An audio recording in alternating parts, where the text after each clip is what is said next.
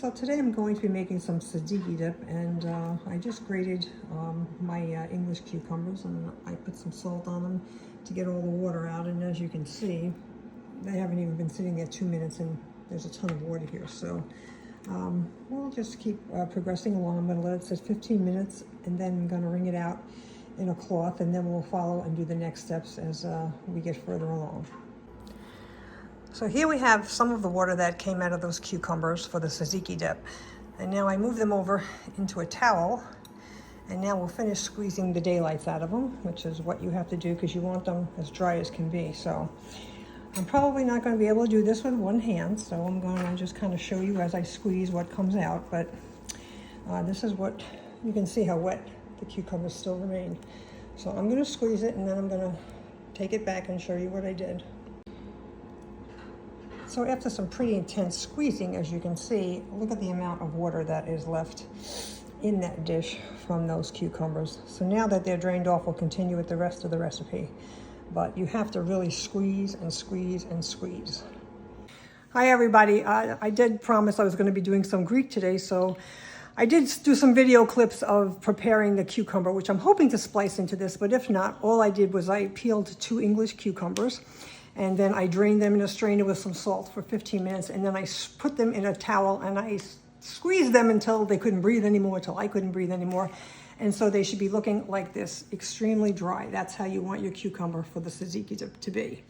Oh, and by the way, in my pasta group, they tell me I always enable them. So I am wearing I am an enabler shirt because I enable everybody to buy junk that they don't need, just like me. So my husband can't just yell at me.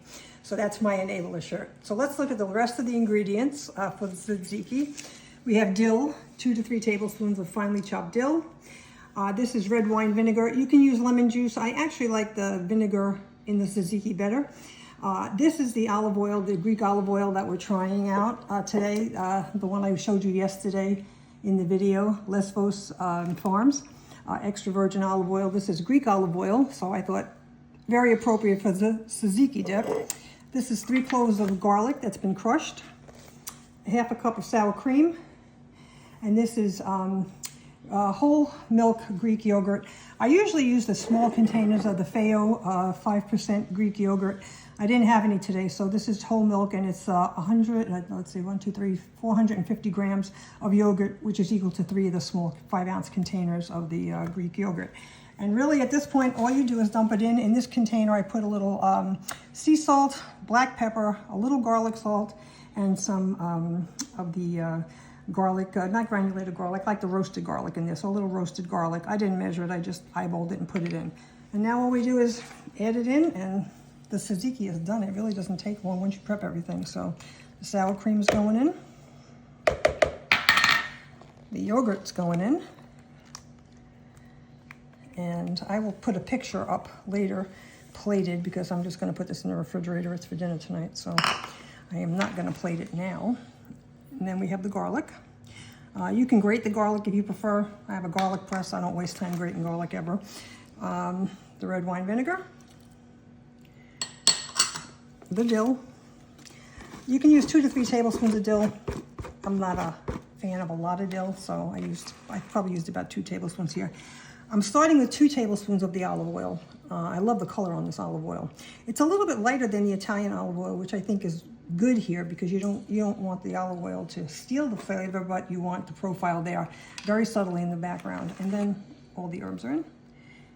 And once you mix it, the tzatziki is done. So it couldn't be any easier than that. And it does taste better once you let it set a little bit. So by dinner time tonight, this will be really good. I like the color of that olive oil in there. It's not too dark. Sometimes some of the Italian olive oils are very, very green, and I prefer this a little bit. So that's tzatziki. Could not be any easier. I'm going to do some grilled chicken tonight. I have some eggplant in the oven for some baba ganoush. And I think that's about it. That's the tzatziki. And by tonight, it will be delicious.